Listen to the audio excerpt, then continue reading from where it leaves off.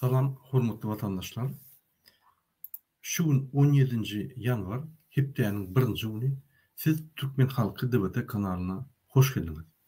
Men şu gün hepleşim esasy Türkmenistanyň ýollary barada gurulun etjek bolýar. Ine seredim. Men internetde şu temany goýdum, ýöne şu temany biz açyk giňirek serdik. Stambul aeroportundan gün reportaj İbrahim Dine öňe. Reisleri garaşyp Stambul'un aeroportunda oturan Balkanlı İbrahim vatandaşymyzy Türkmenistanyna çağıry garaşýar. Gurbangul bolsa gorkup mundan meter Türkmenistanyň ýollaryny ýapýar. Egerde Gurbangul öz halkyndan gorkýan bolsa, onda ýollar hükman ýapylyp durmaly. Ýa-da ýok. Ýa-da öz pikiriňizi şu videoň aşagyna komentar hökmünde kyn görmem. Men gepleşim başlamakan size bir küçük video görecek Türkmenistan'ın Stambul'un aeroportunun içindeki alınan küçük video. Sizin bilişiniz ýaly Stambul aeroportuna 55 adama goly hasanlar, ýa-ni yaramayan adamlar ağır ýagdaýda şu ýere getirilip öýüne gaýtjak bolup garşýarlar. Şular şuň eýem ýok. Ya olar Türkmenistana gidipdirler, ya olar başga bir ýere gidipdirler. Ine menin pikirimçe Türkmenistany akydyrly şol adamlar. Entek biz onu dolmaz tasdiklap bilemdik, şu maglumaty ýöne biz baranmyzda aeroportda şu düýne bardylar, şuň barsak eýem ýok şol adamlar. Gelin aeroportdan alınan Ýangy aeroportdan alınan video serdi. Serdim. Ine bizim vatandaşymyz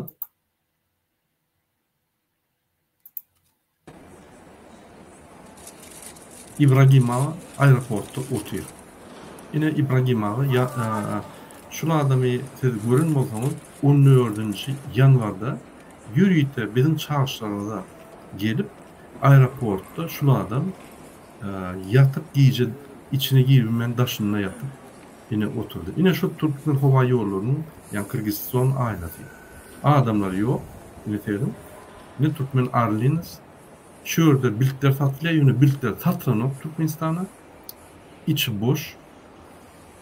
Yine daşda görübi. Şu ýerde adamlar oturdy, yine dine İbrahim ağa bizim Balkanly vatandaşymyz öz çağlaryny görmek üçin 61 ýaşly vatandaşymyz Türkiýede biýdar bolup garaşyp ýollary açylmadan soň ine aeroportda gelip otur.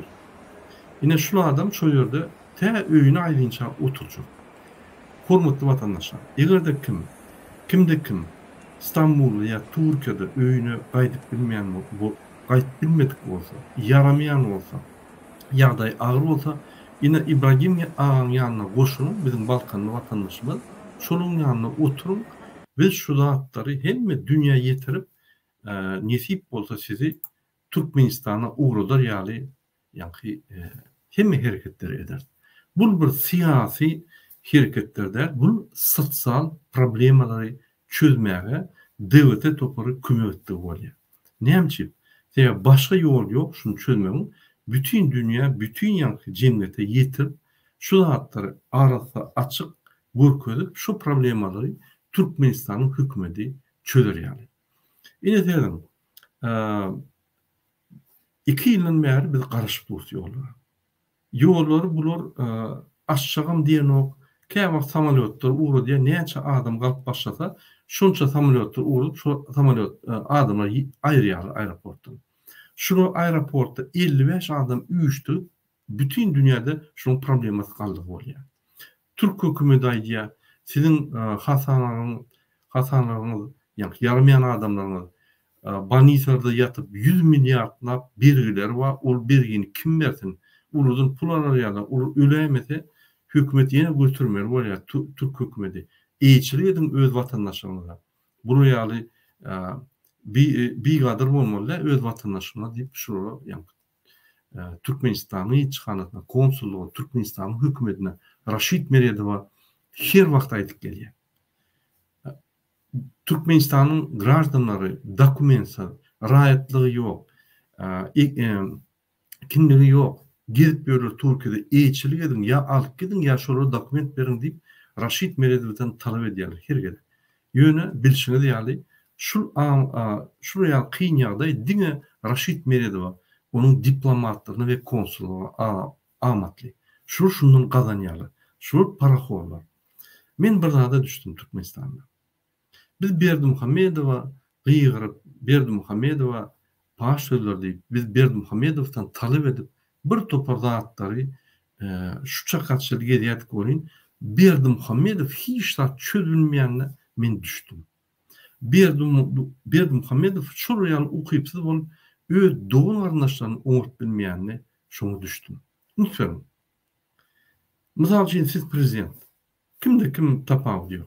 Eğer de sizin yeğeniz Çin'den geçip köçüde ahrana bilen gelip köçüdeki polisler urup öldürýän bolsa, eger yeğenleriniz gatyýan Çin'den geçip zawod, fabrikler baryp nalog goýan bolsa, ulardan haritleri pulsuz alyp gaýdan bolsa, Türkmen başyndaky zawodlary alyp gaýdan bolsa, siz prezident bolup diýilersiniz, hani gelmerik sen, näme bolsaň? Näme sen halkyň önünde bütün bizim tohumumuz maskara diýen. Näme sen boldy? Sen Çin'den geçer ýaly. Ol ýaly halk bilen oýun etme, bir gün sen bir ýerde öldürürler diýip aýdarsyňa. Ine şu ýaly ünferin prezident doğunlarynyň ortaya, gyz doğunlarynyň. Olar etjegine diýer. Oň daşyndan gyz doğunlarynyň çağlary, yegenleri Çin'den geçip prezident hatam eden oklar. Ondan meter ünferin. Giyosi, ol Nazarov, Recepov, ana ora, Gökçedeki. Bula hatam eden ok prezidenti. Prezident onları zat deyip bilen ok. Prezident köşkünnäki öz vice-premierlerini zat deyip bilen ok. Vice-premierler, ministerler, daştuğurnäkiler paraxotçuluk edip bunu ala saklap durlar. On iştesem bilen ok. Paraxoluk görebersin. Maňa bir azar getirmeň. Men gitara bilen akşamlarına konsert beren ýanlak ahrana, şolar bilen oturýan. Maňa bir azar bermeň. Men hiç bir işim ýok. Garnyşyma da zat diýjekkä. Size de ene Türkmenistan ýören, men diň ogluga ýataýyn diýip, ýa-ni şuna hotda ekeni. Ondan Türkmenistan kim dolandyrsyn? Men dolandyran ok diýip aýdýanym, şol hiç zat eden ok. Ukyp bilen. Bu psik ýagdaýda mümkin ukyp bilen, mümkin eýem kelleti gidendir. Muny ýanky Lenin ýaly soňky ýyllarda Kalyaskada saklap oturandyrlar mümkin. Sen biz göremdik köp ony. O bir saat çykyş etdi de gaçyp gitdi howpsuzlyk geňeşine. Başga ýok ol hiç ýerde. Onun ýerine gaçyp gitdi Türkmenistandan gorkup. Muny gorkuddylar. Hiç ýere baran ok, çykan ok, hiç zat eden ok. Ol ýaş dwaýnygy sürýär. Olam aýlanyp konsert orkaýa ýanky podiumdaky ol modeller ýaly aýlanýar gurulýan ok. Çölgi san bolýar, kellerine nimeden bolýar? Ýanky çaý içen bolýar çopanlar bilen. Başga siýasat ýok. Halkyň ýanyna bar bilen ok gorkuzyna. Indi şu ýaly Türkmenistan hökümeti ýykyldy, prezident dolandyryp bilen ok. Ine şonun şu ýerde şeýle zatlar ok geçýär. Uruş gidip dur häzir. Yegenleriň arasynda we Berdimuhamedowyň ogly Serdaryň arasynda. Bu prezident öz maşgalasy bilen, öz dogurlanyşy bilen entek birlikne bilen ok. Ulardan basylyp ýör. Türkmen halkyna gaçýar. Ine şu ýagdaýda sizin sosial problemaňyz çözülsünmi? Sizin Türkmenistanyň ykdysadydy ösünmi? Türkmenistanyň siýasat durnukly bolsunmi? Raşid Meredev şundan peýdanyp bular paraxorluga ýatdy. Pasportlardan, ýanky ýoğulardan pul gazanyp ýatyr. Hemmesi pul gazanyp ýatyr. Bu Berdimuhamedow maňa da at diýmediňiz bolýar diýip gezipdir. Ine watandaşlar, ýollar açylsynmy? Ýollar açmaýan şu paraxorlar ýürüýdi. Berdimuhamedow aşşak bolsa da açdyrmaýan şoňa. Men Berdimuhamedowyň günäsini aýramok, günäsi gatyly. Ýöne diňe ollar, daşynaklar, öz garnaşlaram, öz yegenlerim edip ýör. Yegenleri ultimatum goýýar Berdimuhamedowyň ogluny. Berdimuhamedova. Onunun bolup geçen zatlar. Şul bardakta biz yatmalı Türkmen halkı. Biz hükümetimizi elimize alıp saylawlar geçirip bir hökümet düredip demokratik institutlar koyup açık saylawlar geçirip hemme yerde arçından başlap hekimden başlap prezidentden parlamentden milli kengeşten başlap hemmetini yan saylawlar adına saylap dine dastoyna dine öz halk için vatan için cevap verilecek. Vatan için can verecek adamları asuda arsa adamları. Biz bir ukuyipsiz adamın ıkbalının bir elementi bolup kaldık. Şu adam öz yegenlerini, doğum arnaşlarını umurlanıyor. Halkı ne umursun? Şunun arasına intek yani paryadık koyulanıyor. Bizim halkının arasında ne oldu? Yine oraya size yattı diyen yine hürmetli vatandaşlar İbrahim 61 yaşlı Balkanlı bizim yaşlıyım. Bizar bolup pulsuz, hiç rahatsız, üysüz aeroporda bardı. Men yalnızca videosunu orkuzum. Otur şu yerde. Şuraya adamlar Türkiye'de köp. Barın koşunun yanına oturun. Sizin hemmenizi ya da Berdimuhamedov fark ediyor. Parahollu korkup Raşit Meredov tabi. Ya da sizi bütün dünya görüp jurnalistler gelip Berdimuhamedov soru verip neyemçik vatandaşlarına akidem okuyup şunun diktatörlüğünü yeni olarak suud edip şol adamlar yani başka devletlerin vekilleri sizi eltler Türkmenistan'a. Sebebi karantin va, beylek va, eylek va bir topor yani ağırlığı teknolojisi. İnni Omnicom diyen bir teyade kesel gıyıska vakti ol yana ken.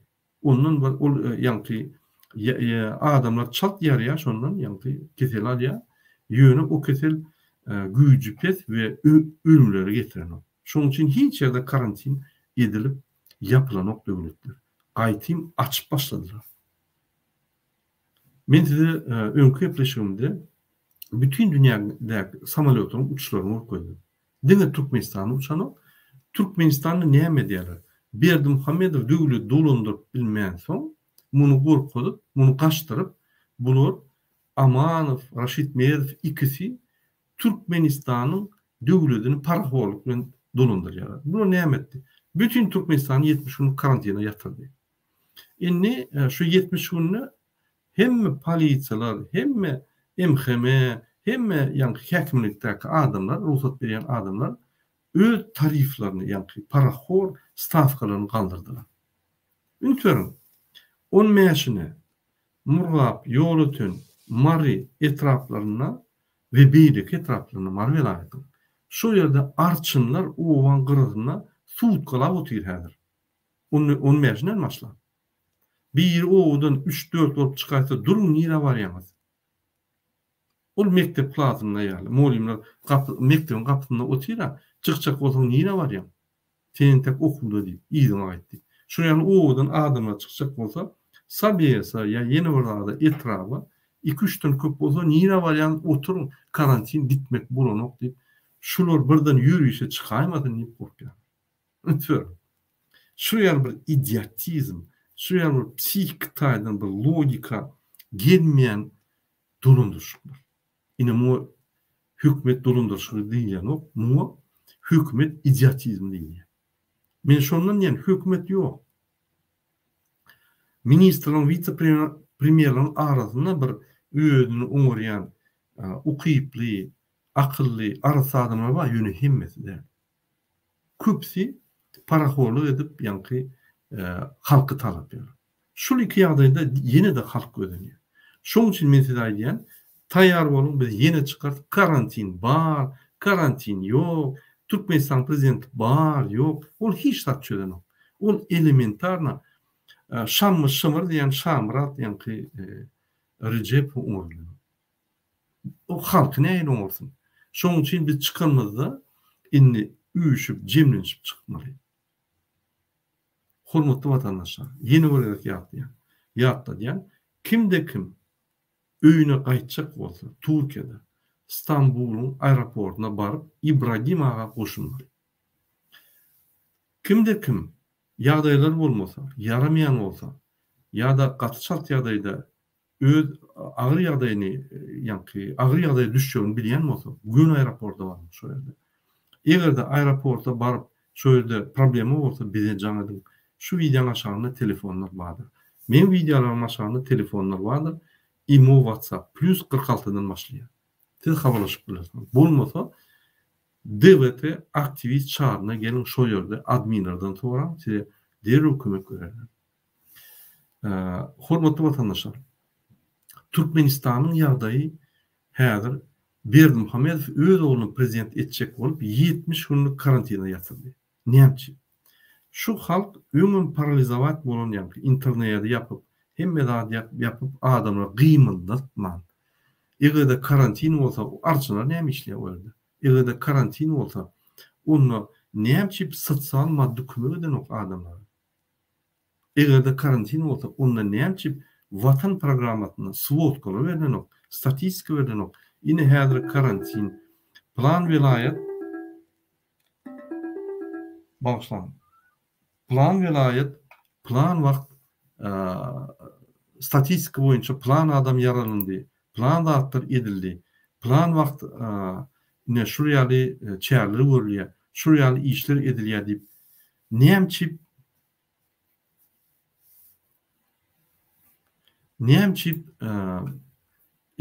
şu zatlar yapılýar, näme mesatna karantin edilýär. Karantiniň netijesi näýdi?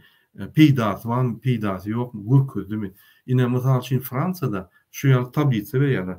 Ýa-ni adamyň keselliğen üç yerim bolun karantina ýa goýulan okda o ýerde magazynlara ýa bir ýere bartan vaksinasiýa bolmasan goý berilen ok. Onu şonu edenne ýa yaramayan adamyň sany gaçýar. Gaçat ýa-da bir kunda. Onu görkezip durur, online'da görüp bolýar. İlsenlik wagty we telewizorda görkezip durur. Näme Türkmenistanyň şu maglumatlary ýok? Näme onu gizlinmi? Elbetde gizlin. Sebebi Türkmenistanyň prezidenti bütün dünýä diýdi, koronavirus ýok. Ödem karantina adamlar salýar. Bul bir men näme diýsem, sırka döňdi Türkmenistan. Şonuň üçin goýulyň şu zatlary, garalyň hormatly adamlar, biz öz haklaryny talap edelim. Velayet ýollary we internasional halkara aratnaşyk ýollary açaly. Biz açmasak, ol Amanow, Raşid Meredow ýapyp şundan pul alan ýaly, inanyň. Sizin üstüňizden ýene pul alan ýaly. Ine aeroportda çykjaklar, Türkiýede kim yaramasa, kim köprüň aşagyna ýatýan bolsa, kim pulsuz gezip ýören bolsa, gün aeroportda bar. Şo ýere baryp İbrahim Ýaşulymyza goşulun. Men ýene bir ýere görkezýän şu İbrahim Ýaşulymyzy ünsüriň seredim.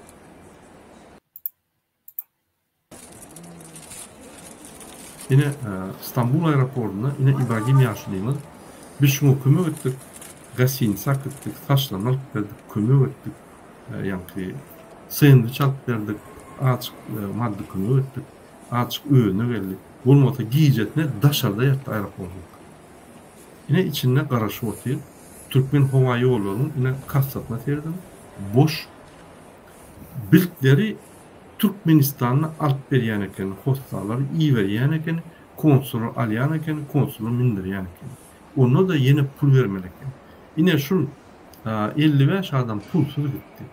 Как положено. Öz bildi, yani bildim bakatı boyunca. Bildim pulu olmasa da şolary akıtdylar.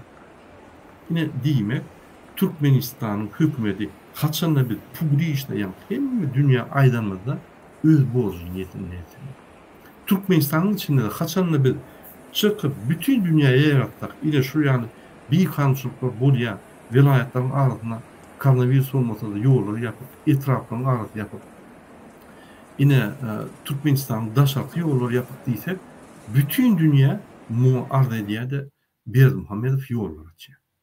Ine şu ýaly. Şonuň üçin hormatly watandaşlar, men size her wagt diýen, öz haklaryňyzy alın, öz haklaryňyzy goran, Türkmenistanyň içinde daşyna, Türkmenistanyň konstitusiýasyny ýürüdip biljek diňe bir adamma olum halk. Halktan başka ne prokuratura, ne MHM, ne hukuk koruyan kurumlar, idaralar, polisiýa, suwutlar, kadetler ýüzüp bilen. Olar hukuk bozayan adamlar. Sebäbi siz çykan zok, hiç zat diýen zok, haklaryny alan zok. Annäçe size haklar bersin. Sizden pul alıp talap getipdir. Sizin Türkmenistanyň prezidenti Berdimuhammedow öz watanyny söýüp, aýdymlar çykaryp, zat edip, bizim watanymyzy öz watany edip uğurlap, huzursuzlaşdyrýar. Watançy bizde ýok ýa-da biz turist, Türkmenistanyň içinde turist, ay ýokardaky asmanymyz ine arqyn oturýar, asmanymyz parahat, ine Türkmenistan parahat, ülkü dotiz, o odun içinde bize yanıp dur, daşında bize kömek etjek adamlar da diýip dur. Ay bizde gül ýaly hemme zat, ine parahat asmanymyz var. Gorkuk dağımız, can sağ olsun Gorkuk dağımız. Bizim milli liderimiz. Biz var, şu olmasa biz ölürüz. Çürüm tapmaz. Sebebi bizim de TV baylıklarımızı şul hälem uğurlap, satıp, pullarını uğurlap, açık bize berýär, biz ýaşap ýör. Şular gidäýse, başga bir ýere gelýse, o TV baylıklaryny satyp bilmeýär, o pullar bize gelmeýär hiç wagt. Türkmenistan ýumurlýar, ýykylýar, haos bolýar. Türkmenistanyň ýa-ni ykdysadyt hemme zat gaçýar, Türkmenistan ýitýär. Türkmenistan bitewligi ýitýär. Siz aklyňyzda mı? Parahat, asman, bütün planetada häzir. Diňe Türkmenistanda da, Afganistanda da uruşup parahat asman. Ol bizim üstünlüklerimizde, ol bizim kazananlarımızda, o bütün dünyada şeyle. İkinci, Berdimuhammedow gitmese bizim TV baylıklarımızı biz gowy satarız. Onun daşynan başga alternatif energa ýonky diýär ýa, energiýasyny köp alýan производстволар döredip, öz içimizde Türkmenistan içinde elektroniýa şolary satyp, gaz şolary satyp valyuta alýar. Türkmenistan ösür, bilimler ummasız ulu bolar da bilimler durulman internetiň güýji hili şeýle bir ýokary bu Ýewropadaky ýaly $15 giýje unit bez limitli. Limitsiz. Bundan başga Türkmenistan üstünümizde şirketler açyk etýänlerine konvertasiýa etýän wagty manada hökümeti uly çalışdy gidiber. Nire? Bu bir elementar zatlar. Bu şu zatlar etmek üçin bir uly ötüşler etmeliler. Ýany bir hemme zat döwleti ýola goýup, hemme strukturlaryny, içiniň administrativ institutlaryny, demokratik institutlaryny işletip başlanan özüniň bolup gidýärler. Bize buraya üstünlük gereken, bize güçlü üstünlükler gerek. Bize güçlü Türkmenistan gerek. Bize güçlü vatan için ölýän halk gerek. Öyle näme? Ýa-ni baýdan nimetini alýar, üstümüze haçan sportda bir zat bolsa, şul watana degişler bolsa, siyasata degişler däl bolsa, onu nimeni baýda galdyryp geden bolýar. Öz aramyzda geroy bolýar. Bir ýerde ýa çempion olmakmy? O gurguli çempion olan Türkmenem değil. Helen bizim Türkmenem arkamda uğrap 3. yer aldı olimpiyadada. Yeke Türk elinde saylar yani. Başka bizim üstünlüklerimiz yok. Prezidentin üstünlüklere düğünen yok. Dine maskaraçılık. Ona gurler yani. Ona etsen biz dine yani üstünlükler en devletlerin, iyisi devletlerin arasında şol sebeple getiriyor. Başka da diyorlar bizim. Ağzını doldurum, gumpurum, yine Türkiye kömegi diye, Afganistan'a kömegi diye, yine 100 milyonla Kırgızistan'a veriyor, Rusya kömegi diye. Häzir İsrail'e pul verecek oldu. Yine sebebi dolunduran döwletimizi biz özümüz vatançı olup Türkmenistan'ın ötüşünü, Türkmenistan'ın dolunduruşuna yok biz. Biz içinde de turist, daşında da turist. Biz vatansız kullar. Şunun için hormatly vatandaşlar. Yeni bir yaptı. Yani kimde kim öýüne aýtjak bolsa, ine bu variant aeroportda barıp İbrahim Ağa'nın yanında 7-24 oturmalı. Şu ýerde ine öňküler oturdu. Şolun çaýynam, suwunam, naharnam İstanbul aeroport çekdi. Sebäbi konsul gaçdy. Konsul diňe şolardan pul alacak boldy. 2000 bakalar açıp 2000'den yığınacak oldu. Onu alıp bilmedi. İyi vermeli oldu. Ne şuraya biz çıkıp öğrenimizi görüp görsek bize çörek var. Bize kömek var. İmsim oturup ay ol konsul beyle deydi. Ol beyle ol inni apastaniyana yığınap akıtacakmış. Bir topor bir bolmacaklardır aydıp. İçinde ini adamlar kalsa sire ol ya da bir topor bolmacaklardır. Fantaziyalar bir topor adamların hiç saatte üktüden, hiç saatte yani spesialisten okuyupsa adamın fantaziyasını dinlemek yapıyor. Dine öňe hareket etmeli. Hormatly vatandaşlar, şunu men öz çıkışymdy torýan, sizin hemmeňize birinji bilen jantalyk, ikinji bilen azatlyk we azalyk arzu edýär. Hemme türkmen öz haklaryny nirde bolsa-da türkmenin kimdigini biz görkezmeli. Sebäbi biz türkmen millet. Biz agzybir, biz güýçli, bizim arka atalarymyz güýçli bolupdyrlar. Biz şolardan kimde? Şolaryň ganlaryny bizim damarlarymyza aýlanıp dur. Sağ olun, inlik gepleşikler için. Sağ olun.